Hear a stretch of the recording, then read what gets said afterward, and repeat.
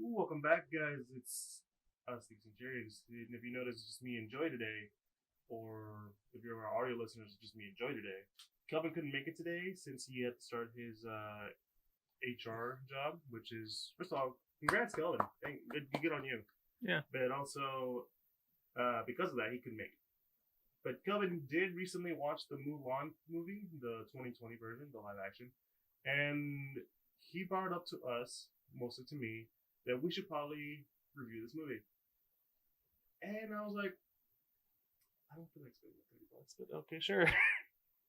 you know, comes out free in December, but we decided to go for it. And yeah, and especially since considering that there's a lot of things going wrong with this movie. I feel like this is probably one of the most mixed films I've seen in a while. Yeah. Yeah, I know you have some strong words. It's not necessarily strong words, but it's more of a lot of questions as to why this film came out as it did, right? Not to mention, there's also this little controversy that came with the film prior to its release and such, and how some of us have viewed it as not only an adaptation of the animated film, but something that is essentially made to honor the sort of culture of China and all that stuff, kind of thing. And again, while Kelvin couldn't make it, I did ask for his thoughts, and thankfully he did send me his thoughts, and we'll get to those thoughts. But one thing I want to address too is the controversies and one on the actress of Mulan, who is pro China, and that has caused a lot of sense of the boycott for this movie for certain people. And Kelvin, I spoke to Kelvin about this once, and he was telling me that just because it's being boycotted doesn't mean it's gonna stop me from watching Mulan. I like Mulan. I totally understand that sentiment, but for me, I feel like you shouldn't downplay your enjoyment of this to what actually is actually the horrific thing that's going on. Yeah, it's for I think for some people it's to try to separate. It's not a one-to-one connection of like the whole separate the artist from the art or whatever. Like the opinion of the artists or their whether it be political or otherwise doesn't matter to your enjoyment of said art form. But I think in this case it is sort of, it's a little touchy, right? Yeah, like considering all the stuff that happened in Hong Kong earlier this year and still continues to happen even today. I understand why a lot of people would be like, no, I'm not gonna watch this movie because the main actress said all these things, and it's clearly intended to be for China. Yeah. Because I'm sorry that we're getting a little political. We usually aren't like this, but considering the history of this film, I think it needs to be addressed. It won't be for long. We'll all give our own thoughts on the film and our own opinions on it. But yes, the stuff that happened in China and Hong Kong is terrible. No one is for it. But again, I'm not. I feel like the argument of like, I don't care if it's for China, I'm gonna go watch it. Considering how, it's, I can't find a really great comparison for our viewers who aren't from this side of town. Like for us Houstonians, we have a convention that's well known for its for being an anime convention, but it's also gotten a bad rap for its owner and the things that it's done. I'm not gonna name the convention. I'm not gonna name the person. If you are from Houston and you do go to conventions, then you probably know who I'm talking about. But it's the same reason as arguments like why I'm choosing to boycott this convention as to those who say I don't want to boycott it. Why would I boycott it? I don't care what happens there. I just want to go and have fun. It's the same kind of argument to me. So it's like, really, it's kind of both sides aren't the greatest in this situation for me. So that's why I'm kind of like in the middle. Yeah. And obviously, we are a Geek Centered podcast. We do love films. We do love all this stuff, and we are going to eventually talk about this. So it makes sense that we do, and it did make sense for us to go ahead and watch this movie. Even though some of us, I feel, really do represent that whole idea that I just earlier that this is a very mixed film. Yes. Because I have opinions about it. Kelvin has opinions about it. Again, he sent me this stuff, so I know. So he told me what his thoughts, and you certainly have opinions on it. Yeah. You and I watched it together. We're brothers. We was like, hey, come over, or whatever. Let's watch. And we're just like, okay, we have questions. Yeah. It's very it's a very odd movie, especially for a remake, right? And I'm not gonna lie. To some people, they have an issue of the idea it's not a 1-to-1 of, or it's not as like the musical. And I've known this at first when I was watching it that this is not intentionally supposed to be like the musical, and it's more or less trying to be like inspired more by the folk tale of Mulan, because it's originally called the Battle of Mulan. I don't know if it's it's one of those like myth stories, slight based on historical accuracy, but it's like the King Arthur story, right? Exactly. Where you're not 100% sure if there's an actual King Arthur, but you definitely know the stories are like, all right, that clearly never happened. Listen, no woman came out of the lake and gave Arthur Caliburn and then made it to Excalibur, and then there's no green giants or whatever. Well, I mean, the process of some crazy woman in a lake giving the holy sword. Yeah, just divine writing a proper ruler is just completely nonsense. I was trying to do the Monty Python thing. I can't fucking remember the full line, but yeah. You'll remember in the middle of this episode. Probably, and then I'll be very angry when I get to that. But yeah, like Mulan is like one of those sort of stories, and obviously Disney took it and made it a musical. It was fun. It's definitely I think it's definitely up there in one of my favorites. It's one of the best. Yeah, I feel like it's definitely up there. It's not my favorite. It's one of the best. Yeah, It's up there because I love some of the songs. Reflections is great. Be a Man. I swear to God, me and some of my friends, just every karaoke we go to, we just sing "Be a Man." It's the perfect hype song. It's the perfect. It's the montage song. Yeah, it's like. That's the song you listen to when you're working out, the same way you listen to the Rocky theme, the yeah, and then you start going like, yeah, I can do it, I can do one more. Oh my God, my hip. Yeah. It's and there are like certain musical motifs that in this film in the remake that take from that. I think when Mulan's getting dressed up, getting to go to the matchmaker, they do like sort of a musical motif of that song. I forget the name of the song. I think it's "Bring Honors to Us All" or something. Yeah. Then obviously there's like various moments where Reflections is used. Oh, Reflections is used heavily. Yeah, like it's the big like song, and "To Be a Man" is definitely omitted. Like I will say this, like there are certain lines that characters use that are from the song "To Be a Man," but that's more or less it. Like there isn't a moment where they're in the training montage you hear like an orchestral version of "To Be a Man." It's just generic like orchestral music. But yeah, that's. I will say that as I think we're at least a 10 minutes in, or at least almost 10 minutes in, where I can start saying we can start saying our thoughts on the film. Right. Each of our thoughts. I will say I do have a bit of it's not a tangent. Right. I do have a bit of an idea as to why So Kelvin notified me before, we should review this movie, and I was like, yeah, sure, let's do it. And as I was thinking about it, because I remember someone commenting on Facebook, one of my friends saying that he thought the movie was, in his words, poo. He didn't, censor himself. He just wrote poo. But, and that got me wondering, because I read more of his comments, people asking why. I started thinking why this movie wasn't going to work. And I started noticing things that I'm like, oh, okay. Like, I'm just, like, if you happen to watch our live stream we did on Twitch a couple weeks ago, or last week, depending on when you see this, I did started connecting, like, little red lines with red, like you see in, like, old cop shows, the conspiracy theorist kind of thing, the dots kind of shit. Yeah. The Pepe Sylvia, as you will, if you're a Always Sunny fan. But I came to realize, this is why it's not gonna work. It didn't matter if it had this, or that.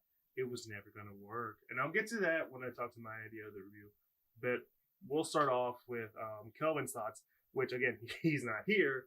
And thankfully, he sent me a message about what his thoughts were. And I'll have them right here. No, that's not going to take too long. But to get started off, he thought the cinematography was great. I definitely agree with that point. There's like various establishing shots that just look amazing. And that's the Disney money working, right? Like they definitely just use like all the setting locations they had in China and just like they make them pop. There's lots of color. Oh, good lord! As an artist, I was like, I see the color and I'm like, yeah, oh yeah. Jesus. It's pretty like crazy how good some of these cinematic shots of like of like landscapes and like Mulan even just going through like traveling to the training camp was like that looks very pretty, but yeah, I definitely agree to that to an extent, right? Yeah. He also feels that there were some good fight scenes and some subtle hints of classical anime nostalgia, which I think we'll get to that. Right, because the fight scenes are, I think for me the fight scenes were half and half. Sometimes they were like pretty neat, other times it's sort of like it's like there's an issue. Yeah. Should we go full spoilers? By the time this episode's out, it's been like a week or two. I mean, we can go full spoilers. Okay, let's go spoilers. Fuck it. Who cares? Yeah, I mean, yeah, no, like. Well, no, I won't say full, but a good amount of spoilers. Yeah, a good amount of spoilers. Good amount of spoiler. Okay. So. Again, I'll talk about the fight scene because there's one fight scene that made me very upset. Yeah, we can talk about the fight scene a little bit more in detail later. As you said, the classical anime nostalgia that mostly came from, for you, it was the use of slight motifs of the songs. Yeah. Some being kind of like very, hey, that's clever, but also like, okay, you chill the fuck out for a second. Yeah. It's there are like they still have like some of the characters that you remember from the original Mulan, especially like the Three Stooges, basically. Yeah, I don't remember. They're not named the same, but they also go by different names. Yeah. A lot of them go by different names because Mulan doesn't go and dress up and like she calls herself Ping. She calls herself like an actual Chinese name, so actual that I have no idea how to pronounce it, so I'm not going to. Let's not. I will not. It's very hard for me to listen. Like, as someone whose full name is Eliseo Villanueva, and consider always hearing the butchering of that name, I'm not gonna even try to pronounce a name that I can't understand until I ask that person how you pronounce it correctly. And since how I can't really physically talk to those people, I'm not gonna try. Right? Yeah. There's a lot of attention to detail in that frame where like a lot of like it feels a lot more historically accurate in a weird way, right? Yeah. To like the time. Yeah. But it's okay. His bads is the issue of the main character's stance of government, which is something I don't really bring into this film. I think that's I will say some of these feel like more personal for Kelvin, and I totally understand. Yeah, he is Asian American, and he does have a connection to this film in a way that we probably don't have. Yeah, like a film like the original Mulan probably hit a lot with the Asian American spectrum back in the day, and they hold that very dear because it was like a big animated film with a core Asian cast, Oh, so a lot of that sort of like. Mushu, well, yeah, Mushu. But yeah, I'll get to him in a minute. Yeah, we'll get to what happened with Mushu in this film. Yeah, no, I'll say that in my review. Although I totally understand his viewpoint on like it's kind of ironic how you're basically playing a woman who is all about the freedom of expression and all that stuff, and yet you're supporting a government that's not doing. Yeah, yeah, It's kind of ironic. yeah. There's a bit of irony when it comes to the main actress, and but her it's stance. nothing I would fault the film for. Yeah, it's definitely it's sort of a very political thing, and yeah. Yeah. He also says the overuse of the idea of honor, stagnant of progression, as a stagnant progression of Asian representation in film and media. So the idea of honor being the whole crutch as to it's kind of a very generic thing that comes from Asian families that we kind of associate more in the media rather than the actual household. Yeah, in real Well, life, I agree with that. It's overused and all that stuff. Considering the kind of story we're telling in the time frame, I feel like it makes more sense that they do have that issue of honor. This is kind of a time period film.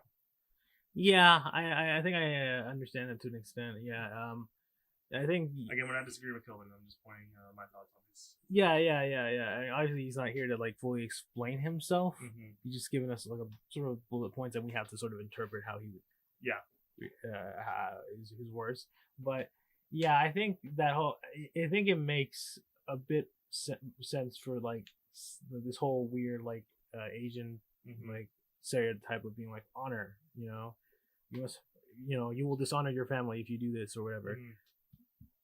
Considering that this film tries to do things a little differently by trying to be slightly historically accurate to the time period of where Mulan takes place, and then a lot of this stuff would be sort of like a cultural thing for like I think Chinese people at the time. I think the best way to interpret it, especially when it comes to us, you and me are both Hispanics. We're from Mexican origin. For us, it's the huge emphasis on family. Yeah. And like, don't get me wrong, even I get tired of seeing it in movies. Like, how many times have I rolled my eyes whenever Vin Diesel says, "We're not team, we're family. We're familia." And I'm just like, Vin, you're not Hispanic. Please stop. I get what you're doing because basically the audience that mostly watches you are Hispanic, so it makes sense. Yeah, that's stuff very popular in Brazil. Oh yeah, very, very, very popular in Brazil, and that kind of stuff. But it's something that even I roll my eyes on. And it's not to say that like using it's not a bad thing. Yeah, because Coco, I think. Oh, Coco captured that perfectly. Yeah, Coco gets that like down to like a science to a T. Yeah. And like it doesn't make it feel as like a weird like stereotype thing. Right. Rather, it acknowledges it and it builds on it, and I feel that and this movie doesn't do it that well. I'll say. Yeah. I think that's probably the thing. Right? Yeah, and I think that's where Kelvin is coming from. It doesn't do the whole honor thing well. Right. Again, he's not here to giving us his full thoughts, giving us the bullet point thoughts. But that's what I think, and I don't disagree that it's kind of overused, but it's not something that isn't uncommon. If it's not that uncommon in the culture, then it shouldn't be a negative. I think it depends on how you present it. Right. Again, for us Hispanics, the idea of family is very important to us, whether it be our actual blood-related family or the family that we make with other people. Yeah, it's a very important thing. We're a tight-knit community and stuff, so it's good. His one thing, and I'm kind of iffy on his stance on this one. Director and crew are the Asian representation in the film, such as director and crew are white, use A-listers such as Donnie Yen and Jet Li to get some recognition. Really, Jet Li and Donnie Yen aren't really marketed in this movie. Yeah, I don't recall. Now this is just probably me, and I sometimes don't have a good memory when it comes to things that I don't necessarily pay attention to that much. You don't care about. Yeah, and not to say that I don't care about Mulan because I like the original very much, but given the track record of recent Disney live action remakes, I was a bit cautious with this one, but yeah, I do not recall like them plastering Jet Li and Donnie Yen's name on these things, right? No. Like half the time I don't even. I feel like they're not as advertised as they used to be, right? No. Jet Li was like big in the early 2000s, right? Yeah. But nowadays, you don't like. It's not really sort of like a. It doesn't seem like he headlines the poster most of the No, time, he right? doesn't. He doesn't. It feels like most of this marketing was just on, hey, it's Mulan, but live action now. And his statement on the whole, it's entirely casting crew, white crew that had it. I don't agree with that, mostly because even Black Panther didn't have a full black crew. Yeah, I think it's interesting, right? Heck, the producer, the person that gave him the money and the whole idea for the film, is white. Kevin Feige. Yeah. Kevin Feige is a white guy. Yeah. You know that badass soundtrack? Not talking about the ones with Kendrick Lamar and all that stuff. You know, like the score. Yeah, that's a white guy. Yeah. You know how white he is? He's from like Europe. And he's also the one. Him and Ryan Coogler are good friends. He used him in a lot of his movies, like Creed, Fruitvale Station. So, of course, he's gonna bring in a guy he trusts. And you know what? He did a great job, especially since he basically, studied, African culture art.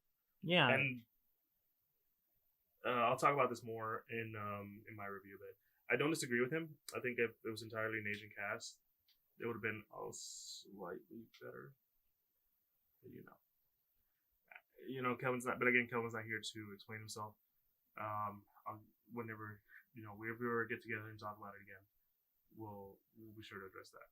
But he did give it a 7.5 out of 10, stating that everything I just said, that why he liked it, the good cinematography, the good fight scenes, the hints of nostalgia, with the issues that I don't disagree with, that I feel like they're more personal than it would be for the film, with the issue of the main actress being pro-China, the use of honor, because it is he views it as a all not an all Asian cast and crew, that that kind of stuff, and using A-listers like Jet Li and Donnie Yen, who don't get the kind of recognition as much as he thinks.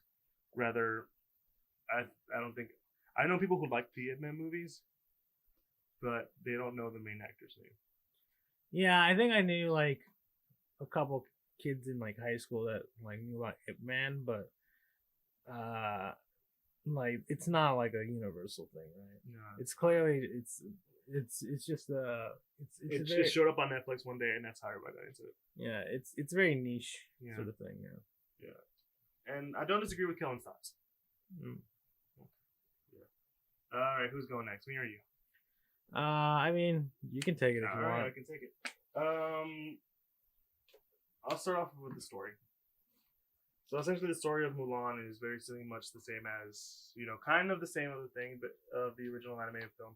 But clearly from the get-go, immediately when we start off, we talk about, I think it's her father, right? Yeah, it's her father. Her father's telling the story of Mulan in a way that sounds very much like a folklore. Now, as we go along with it, it plays very much like a folklore. And that's one positive and also the negative that I have with this film. It's because it's a folklore, where it allows it to, one, more or less try to be more traditional to the idea of this being, like you said, a traditional Chinese story. But it brings in things that you do not explain so well. And by that I mean, because in the film there's this whole thing about qi. Yeah. And he even starts off with that. Everyone was born with qi. Everyone has it. And I couldn't tell Mulan, my daughter, that her having qi is a bad thing. And, having watched a lot of anime, qi, it's like, oh, the energy that's around us, penetrates us, the force kind of thing. Yeah. It explains why she's able to do a lot of kick-ass things. Like, she just starts doing martial arts stuff at the beginning of the film, and I'm like, oh, okay, so she learned martial arts from that. Oh no, she's just naturally skilled. Yeah. Oh, Mulan's about to fall off the roof. Oh my god. Okay, you just pulled something out of Crunchyroll Hidden Dragon. All right. Okay. So we're gonna talk about this qi and her having it, and how her doing. No, we're not doing that. Okay. and that's become one of my big issues into the film, is that it doesn't explain that plot point, and it's kind of used to make her more of the special, which in story terms means like you don't have to worry about it because she's the special and she can do whatever thing she or he can do whatever, and basically wrote her to be like a Mary Sue. Yeah, it's the chi thing is definitely like it's weird. Mm-hmm. Like it's like it's the one aspect that keeps me from saying a fully like historically accurate film where I'm like it's slightly historically accurate, except for Yeah, and that's what I mean. The people like our main character being able to use a special life energy to just be better than everybody. Mm-hmm. And I think the way it's presented, it made sense that they were doing like I said, like a myth of Mulan, and that makes sense. But if you didn't explain it well, now don't get me wrong. When I first saw it, I was with you. The set pieces, the costumes were gorgeous. All those costumes were made by someone who wasn't Asian, I think I recall. Uh-huh. Basically, it's whether if Kelvin is to believe that, hey, the whole crew wasn't Asian, and if that's true, they did a really good job of using a lot of the costumes and the sets to be very, honorable to the whole culture of China. Right. That I give points to. That to me, hey, if you are not a Hispanic person, but you do your goddamn research and make sure that you do a story that is honorable to, hey, Hispanics, then I'm like, good job. I applaud you. Good job, you, sir, Mr. Smith. Good job. I don't know if you agree with that. I mean, yeah, it's it's just a common sort of like thing to do, right? You want to respect the culture, obviously, and I assume that given that a good chunk of this was shot in China, I'm pretty positive the Chinese government was like, "Hey, listen, you gotta be on the ball with this, or we're not gonna let you film here, or better yet, we're not even gonna let you fucking bring this movie over here." Mm-hmm. And one of the things I really had an issue with too. Let me just start off with another good thing real quick. I already said the whole set pieces and yeah. We just finished that. Okay, that's all. That's all the good I have. Okay. No, but yeah, that's all the good I have. That's what I tell you how I feel about this film. The story is very questionable and it's not very engaging. The acting itself is very stale at some points, and I don't know if it's because of the script or just the actors themselves. Yeah, it's because like you can kind of tell like kind of early on that like there's something off about the acting, right? Mm-hmm. And granted, like there is a scene with like Mulan and her younger sister talking, and like the girl playing Mulan, like the young Mulan, playing young Mulan, like is doing a pretty decent job for a kid actor, right? Mm-hmm. She's enunciating right, and then like her little sister sounds like she just barely learned English over the past couple of weeks and is trying kind of hard to like. She did sound a little. Yeah, and for a lot of the characters kind of like that, and I assume it's because a good chunk of these actors are Chinese actors, probably from China, being brought in to give more authenticity to the to the movie, right? Being in China and stuff, and for some people it works. Like obviously, but other times it's like they could use a little more work on emoting a bit because it feels like they don't emote enough. It feels like for some characters they don't seem to emote. For their comic relief characters, I think they do fine. Like the Mulan especially is very sort of kind of the older Mulan. Yeah, older Mulan essentially is very sort of like her acting's kind of bit wooden. Like there aren't a whole lot of moments where you can like actually see her. You can see the emotion coming through. It just seems like she's just kind of doing the best of what she can do. Which again, I don't know if it's because she's a actress from China, or if the directing wasn't on point, or if it was the script.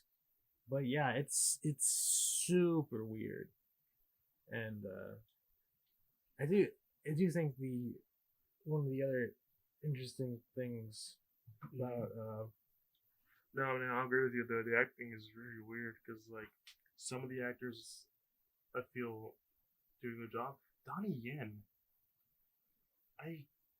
I'm not gonna lie, I kind of expected more from him. yeah, because I was saying like the interesting thing is like the other two big name actors in this film, Jet Li and Donnie Yen, don't really like. They don't do much. Yeah, they don't do much in this film at all. Like Jet Li is supposed to be the Emperor. Which, by the way, again, the use of cinematography, set pieces, and all that stuff. When he's supposed to play the Emperor of China, and he's supposed to be viewed as a little bit holy. They do it by obviously shining a light on him, but like the choice of colors and gold help reflect the light to make him a lot more brighter and sort of almost blinding. Yeah, I'm just like, I like that. That's right. That's good use of your set and your outfits. I like that. But heck, the fact that I think that most of these characters are just kind of like one note. They don't have the same energy as the characters in the original animated movie. And I think I can attest this is to like in the animated movie, you have I'm gonna bring it back again. The Be the Man song. Right. That was that is your montage. Right. That is, like I said earlier, your Rocky theme. And what does the Rocky theme do? What does your montage do? It speeds up the time frame to give you an idea of the passing of time. So it makes in Rocky's case, you see him training to fight Apollo Creed. He's always working out. He's doing the push-ups. He's like swimming. He's hitting the good old dead cow and stuff. He's training. He's running. The kids are chasing after him. He climbs the stairs in the triumphant moment of like, hooray! I've completed my training. In the animated Mulan film, and this is done not for her to work hard in the army. It's also shows us how the other three the three characters who again the name escapes me, they're kind of mean to her, but over time they kind of grow to, and it's done through the montage, they kind of grow to respect her. Right. And when she gets her triumphant moment, when she climbs up to get the arrow, yeah, they're like, yeah, if he could do it, so can we. And that sort of starts a bond, and then they become to like her, and they start helping each other out. That sort of forms a bond. Here it's more like, okay, we're just doing the training. They spend like 15, 20 minutes on them training. Yeah. In the camp. Yeah. And the most they do, well, I'm not saying this is bad. Some people I've heard say that it's like they don't give enough, they don't really seem like generally nice or change their opinion of Mulan. I kind of agree, but at the same time, they have her do guy talk. Yeah. Which is, I'm like, oh man, I like me a woman that does da da da da. And she's just like, well, I like me a woman that does this and that. And that. So like, it's clearly obvious that they're at least friendly to each other. Yeah. And again, they try to do something different. And I think I said this to you the other day, that a lot of the things they try to do new would have worked if they didn't try to stay too close to the animated movie. Yeah. I think I understood that sentiment. Yeah, because there was a character, can't remember his name. I'm not gonna butcher it, but he's supposed to be the love interest to, Mulan. Right. And I wouldn't say he's a bad character. It just, if you thought, you know, Sean Yu was a little kind of milk toast at points with a little bit of character in there. He's more milk toast than him. Yeah, and the other interesting change that they did was the fact there is no like Captain Shang or whatever. Yeah. They essentially they split them into two different characters, one being Donnie Yen's character and the love interest. Yeah. And I'm not against that. It's nothing really to be like, oh, you know, they never sung you. Oh, I'm so upset. No, it's not a bad idea. You know, I mean, this is what I mean. Like they still try to adhere to, you know, the idea, the animated movie, because there's a sequence in the film where they, you know, in the animated film, you know, the guys are singing "The Girl Worth Fighting For." You know, it's a little comedic, like, ha ha ha. I mean, I like me a girl who's like, you know what I mean? But it all stops when they come down to this village, and you know they don't show dead bodies, but you're like, oh, this is what we're getting into. Yeah. And you know we know it's bad because like Shan Yu's dad, you know, is dead, and you know Mulan finds like a little girl's doll, and she's like, oh man, and you know they bury, you know, Shan Yu's dad. You know, they bury the sword, and Mulan puts the little doll next to the sword. And it's a very, you know, emotional moment. It's a very beautiful moment. And you'll get to this because I know this was your big issue in terms of the story. They just in the live action movie, they just blew past it. They just walk through a pile of dead bodies, and that's it. They don't wallow in it. They don't, you know, question anything. They never have that emotional moment. And that's going to be my big thing with this film. There's not that much of, what's the word I'm looking for? Emotion and tension. Right. They don't have those two. It's done very fast. And I don't think I feel like Kelvin would say, you know, it's probably about the whole Asian thing. I'm like, I don't think that's true. Because at the end of the day, it's still the writing. Yeah.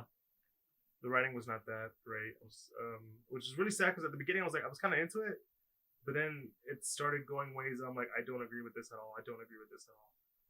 And now, I guess I could talk about why they eventually did the changes. Because for me, I totally understood why they didn't want to do any of the Mushu or the musicals and that kind of stuff. And that's because they're trying to adhere to China. Because this is, you know, their culture and whatever and such. And China reportedly hated Mushu. Yeah. They hated Mushu. And they didn't like any of the musicals. Except for maybe Reflection. Yeah, but I'm pretty sure Reflection's only because it was sung by a famous Asian artist. Was it? I know Jackie Chan did Be a Man. Yeah. But yeah, like China was definitely, that's like one of the big controversies back in the day with the original Mulan was that China was just did not like what they did with it, right? Mm-hmm. And that eventually led to why we had so many changes. There was no musicals, and there was no Mushu because one you're trying to respect the culture because if they didn't, you're trying to do better by not including stuff that they hated.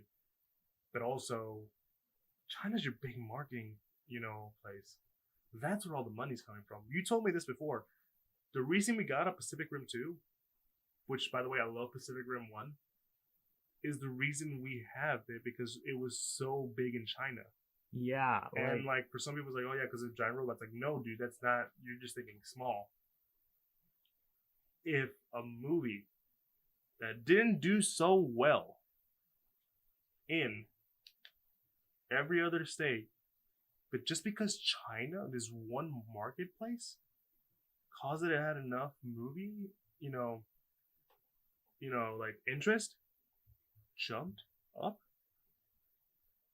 that tells you something. That's who you're marketing to. Because like the reason we have still have Transformer movies is because of China. Well, Fast and the Furious too. yeah. Yeah.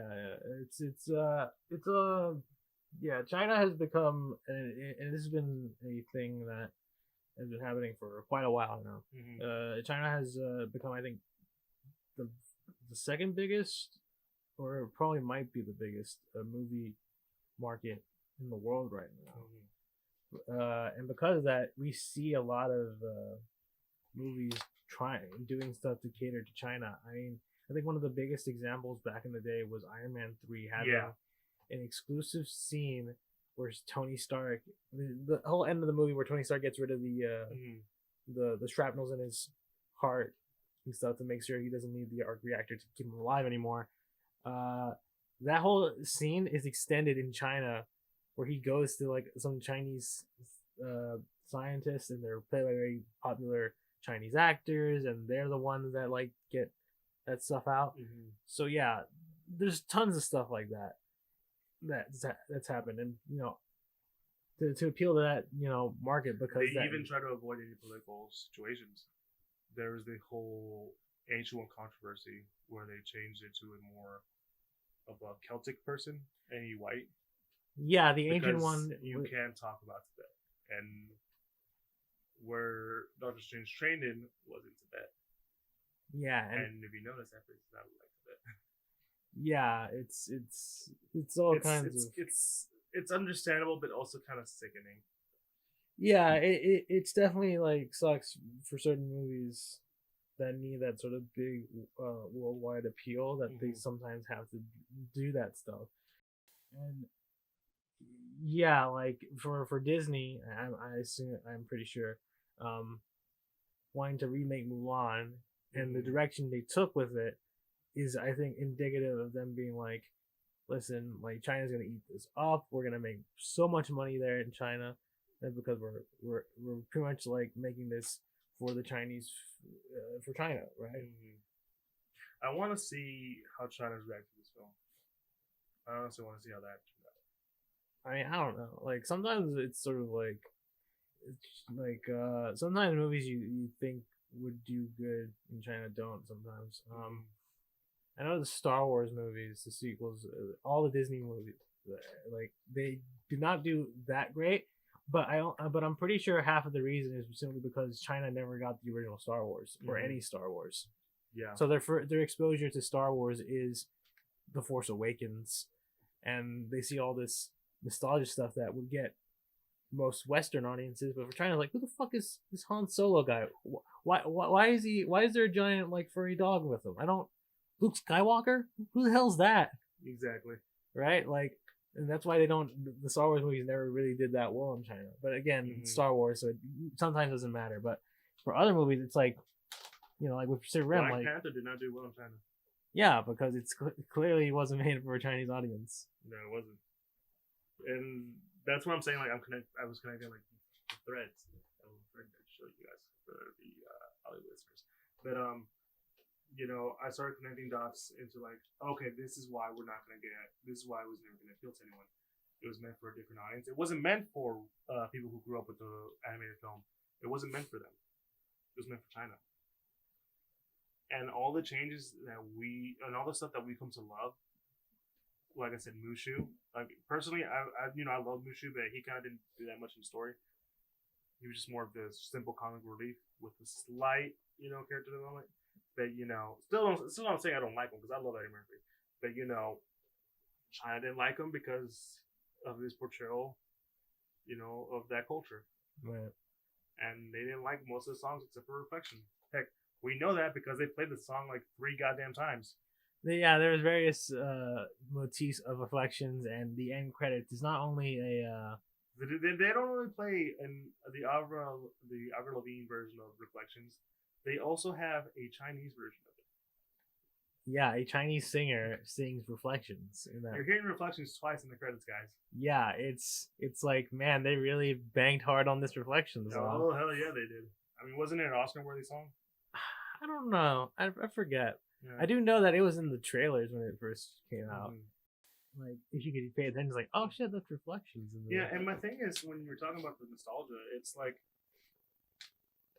it's kind of half and half, where they don't really get into it, but they use it, and it's kind of like you didn't need to do this. I don't need you to be 100%. I could have just been fine with you doing some of these changes, and some of the changes they did, they don't really follow through. To be honest, and it bothers me to no end. And I don't know, I'm commenting on one thing Phil was talking about, was in the fight scenes. They introduced like the new villain is not that Hun guy. It's the new guy played by Jason Scott Lee, who isn't any better than the actual animated character. To be fair, yeah, the original villain of Mulan is so forgettable that I don't even know his name. No. Like at all. He's just a Hun who's raiding China, and he just does stuff. And similarly enough, the new character, I also don't remember his name, but he leads the Rohan clan or whatever, who are basically Huns that go around pillaging the Silk Road, and he's pretty much like, the Emperor killed my father, and I will have my revenge. I was like, I'll give him that. He at least has a motivation, but he is very bland. They don't do much with him. Yeah, he doesn't really get much of the spotlight. They introduced this female villain who is supposed to be like this dark reflection of, of Mulan, because she also has ki and she can be this whole thing. And her whole stance, well, I kind of get, is that they'll never treat us right because we're women with ki, we're women with power. They'll always look down on us, right? And I'm like, okay, that's a message. Are we gonna elaborate? Are we gonna have Mulan sort of challenge her thoughts? Show her that despite the fact that she has a woman ki, she's still able to do. No, okay, we're just gonna all right. We're not doing that. We're just going with the whole you and I are the same, which isn't a bad thing to do. I heard a lot of people complain about that. There's nothing wrong with the villain and the hero, the protagonist, they're kind of the same, but life and circumstances led them to different ways. That's fine. It's classic. But it didn't work for this character, because like Mulan's whole ki thing is like, just have ki, and I'm able to do all this stuff, and it takes away from me struggling because I have ki. If people treat me badly, they know I'm a woman with ki, and I'm like, we don't really see that. you tell us, I don't see it. Yeah, it's kind of implied. Yeah. That's like the father is sort of like, you gotta stop like using ki. That's not, women aren't supposed to do that. Women are supposed to get married and stuff. I know, and I get it, but it's like, really, I think if we had a flashback of that villain, being mistreated, I think I would have been fine. Yeah, because the thing is, we get told that she had a bad life because she wanted to use her ki and stuff.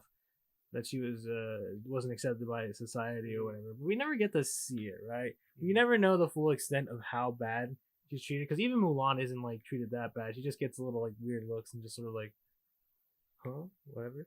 And even when like in the battle sequence, when she finally reveals that she's a woman and she's using ki and stuff, most of the soldiers are like, fucking badass. She kills. Yeah, it's like, I was like, what the fuck? Yeah, it's pretty like, Jesus Christ, Mulan. Yeah, but it's a lot of, they don't do a whole lot of show don't tell with some of these aspects, like with the ki and stuff. They talk about it a little bit, but it's I weird. honestly thought at the beginning she was just a martial arts prodigy, and I would have accepted that. Like her dad taught her. Yeah, I would have been fine with that. But no, it's ki. I'm like, God damn it, all right. Sure. I just made her special. And, Kelvin was talking about the fight scenes. I am 50-50 on those fight scenes. There was some cool camera work, don't get me wrong. But they used that camera work like 5 goddamn times. There's interesting cuts when it Yeah. comes to the fight scenes that are a bit odd. I think my best description for it would be like it's trying to be like Crouching Tiger, Hidden Dragon, but not as cool as Crouching Tiger, Hidden Dragon. Yeah. But yeah, I mean, that's there's a just me. scene in Mulan fighting the evil witch where they fight each other, and Mulan goes for a slash, and the witch stops it with her hand, but there was no. There's no, It's like sometimes there doesn't feel like there's a whole lot of impact when it comes to like it's like okay, attacks and stuff. Like, here's a highlighter, and I'm gonna hit Joy with it. Joy's gonna block it. I'm going like this. I'm not. You can't see it, but I slightly tapped his hat. That's how it felt. It's not like I actually hit him with force. But yeah, it's it doesn't like there's not a whole lot of impact when it comes to certain fight scenes, which is interesting.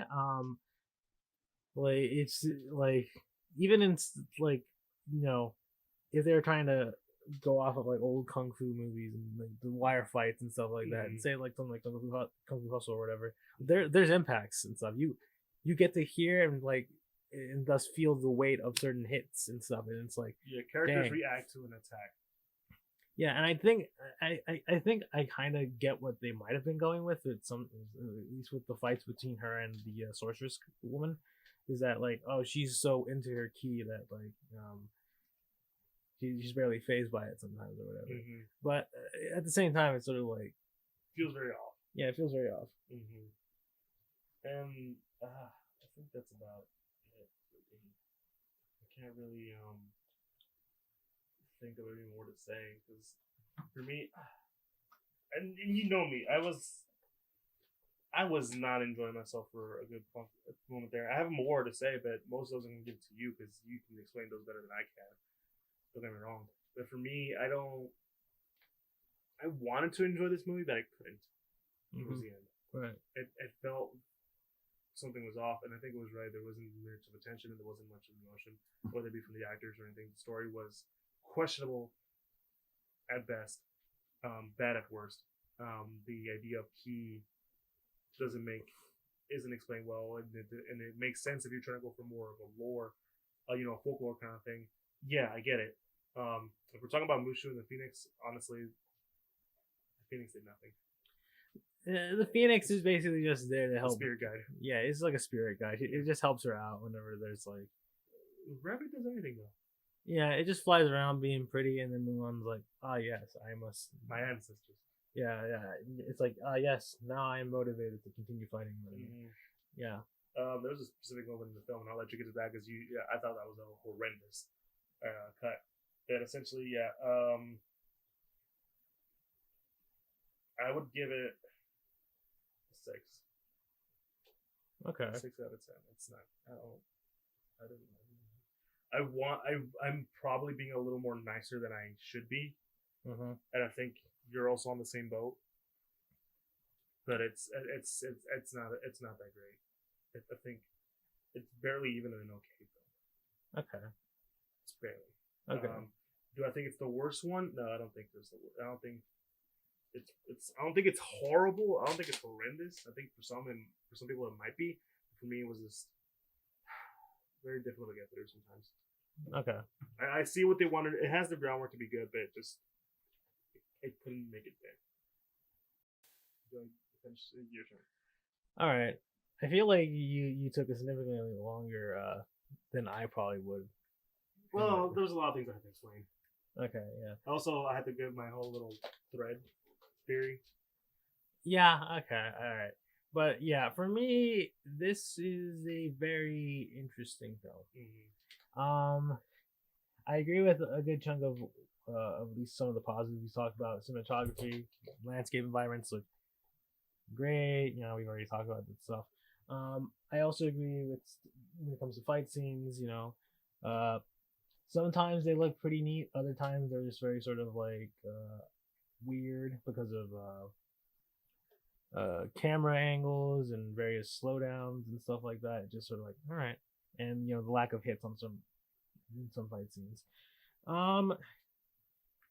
Honestly, for me, it's there's a lot of weird, like, I guess messaging going around here. Um, I think the key thing, or the chi, like being used as sort of like Mulan, like as a way to like explain how Mulan is so good at doing all of these sorts of things. It's it's kind of detrimental to, like, I think Yes. the original's messaging, because Mulan in the original, obviously there's no like, the only magical thing that happens in Mulan is just Mushu. He's a dragon who like helps Mulan sometimes. The dragon will talk. Yeah, dragon who talks and stuff. Mulan like doesn't have any special abilities. She's just a regular woman who has to, who enlists in the army and disguises herself as a man, and she like has to like train essentially twice as hard as everybody else, because like the training regimen is grueling on her, and like she uses her smarts. It's sometimes to like, I mean, that's half the reason why she even got up on able to climb the thing, because no one else decided to tie the things, and she had the idea of like, wait, what if I just tie these together?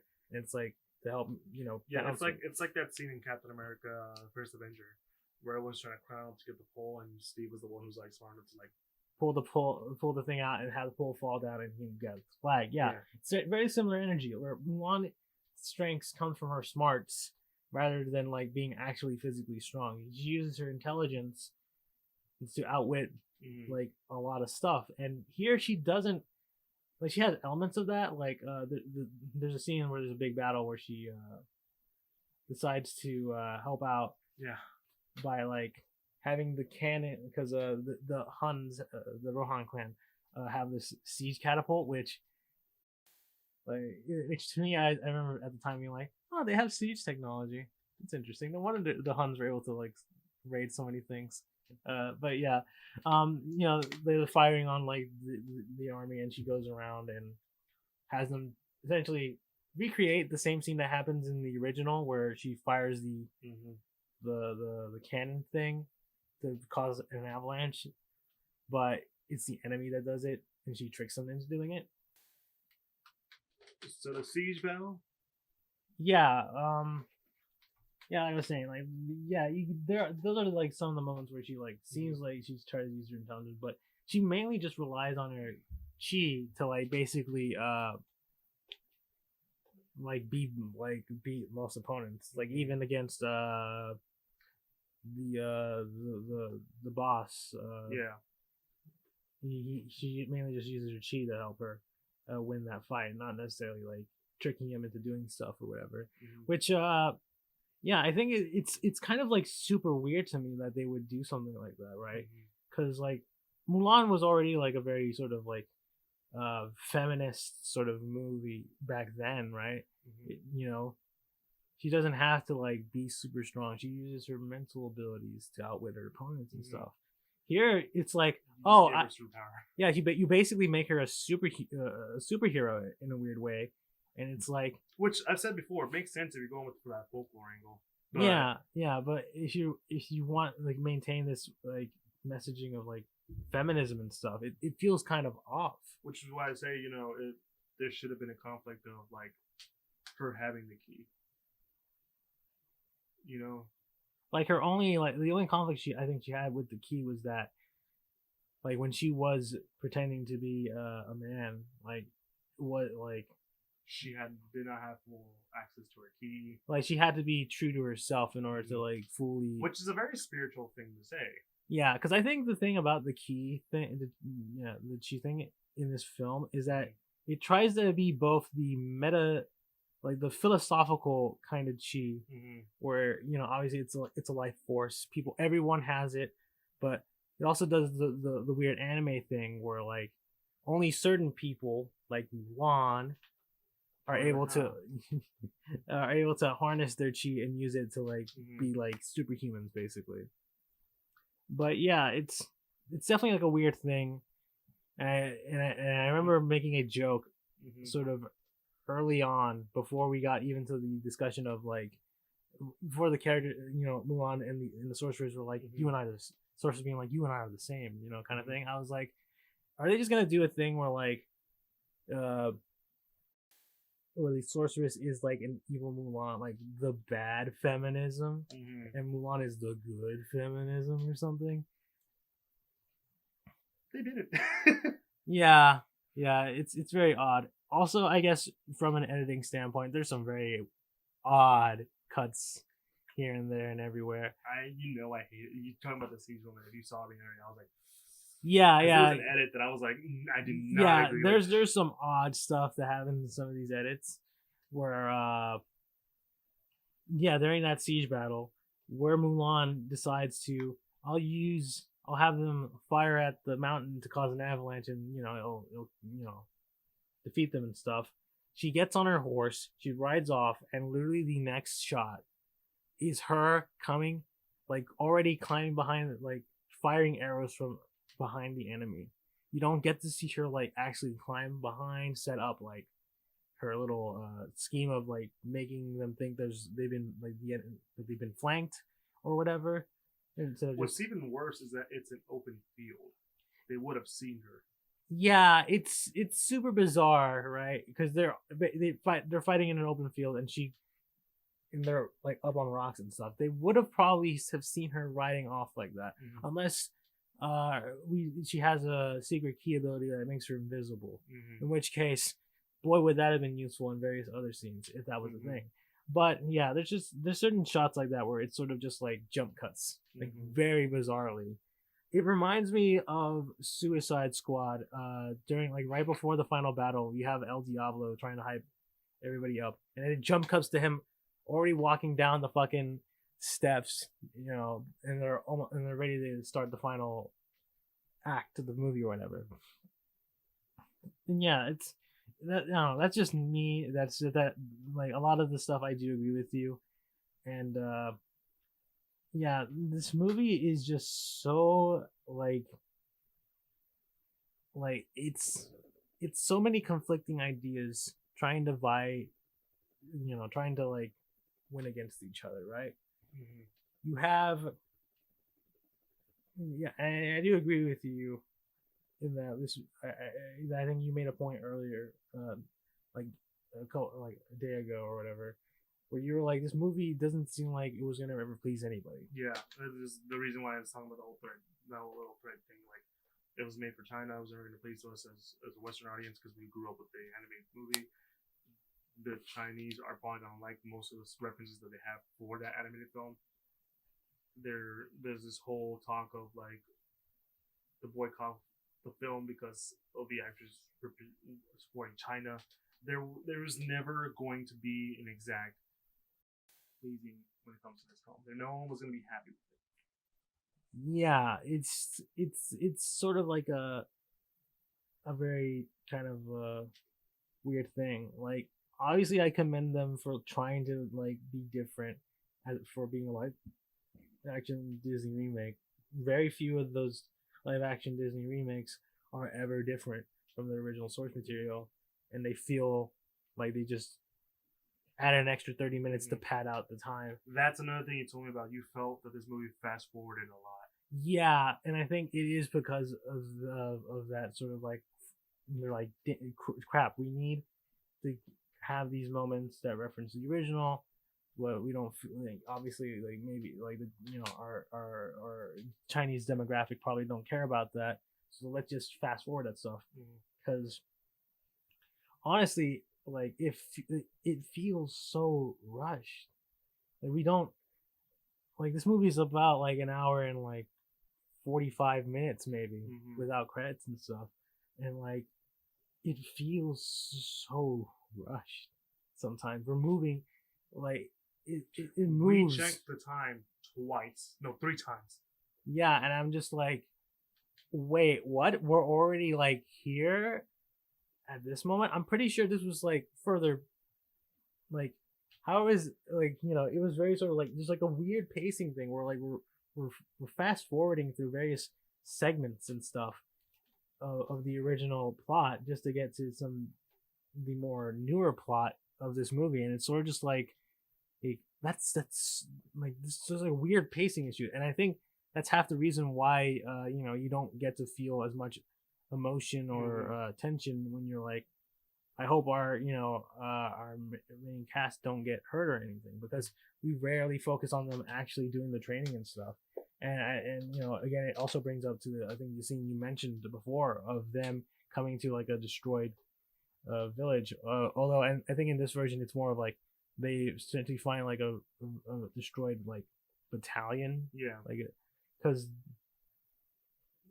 and you just see like piles of like dead soldiers and stuff, which is a lot different from the original, because obviously the original, it's a kids movie, you can't really show like dead bodies like that or whatever. That's why they went with like just seeing a burned down village and like the little doll and stuff like that. And sword, dad's sword. Yeah, you see that stuff only. And here it's like they obviously like bumped up the production value of it, because there's a lot of like dead bodies around. And it looks like a set too. Yeah, it looks like hell has.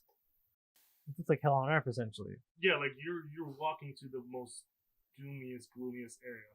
There's nothing but reds and blacks and crimsons and all that kind of stuff. And if we had time to, wallow in it, I think it would have been fine.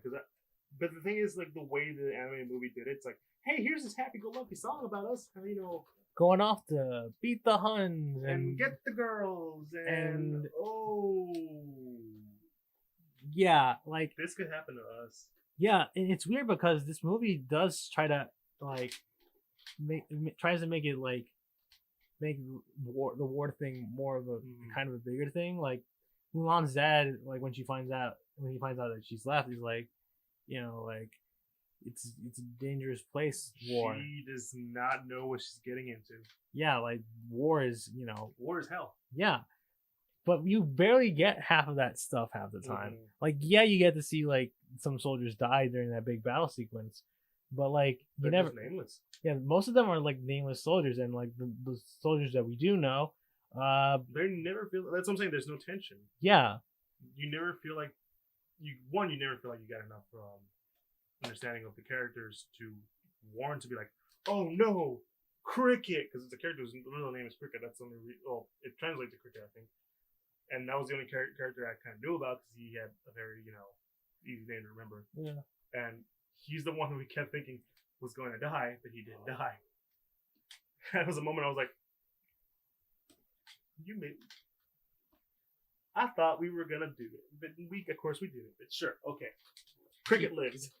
I mean, at the same time, I get it. It's still a Disney movie. I know, but it's you can't really have like people die. Oh, that's so bad. Yeah, but I think this movie is just. If the Lion King remake wasn't a thing, I'd probably say this might be the worst. And that's just because the Lion King remake is just unnecessary and a complete waste of time, both for an audience and probably for the people that made it. But goddamn it made a shit ton of money, so we're gonna keep making live action. We're gonna keep making remakes of these old Disney. My thing classics. is that at least if you're gonna remake it, at least do something new about it. At least this one tried, but it kept being held down by some of the. Like I said, some of the ideas I'm for. Giving them the main villain a motivation, like, hey, I want revenge because look how they. It's one of the things you notice without them telling you, like, look how they've treated us. And I want revenge, not only for myself, but for all of us. I was downtrodden. And the girls, the females are having this whole, issue of, we're looked down. They mistreat us despite the fact that we can be equal to them. Right. And, the idea of being more centered around a war and being very, true to the mythology of it. I would have been down with that. That sounded cool. That's the premise you gave me, but you kept getting tied down by the animated film. Yeah. In fact, there was remember the scene I told you about that they took you a minute to get? It was when they had the actual actress from the animated film of Mulan, who played Mulan, to be in it. Ming-Na Wen, I think his name is. Yeah, Ming Nang Wen. Yeah. Yeah, she was in it.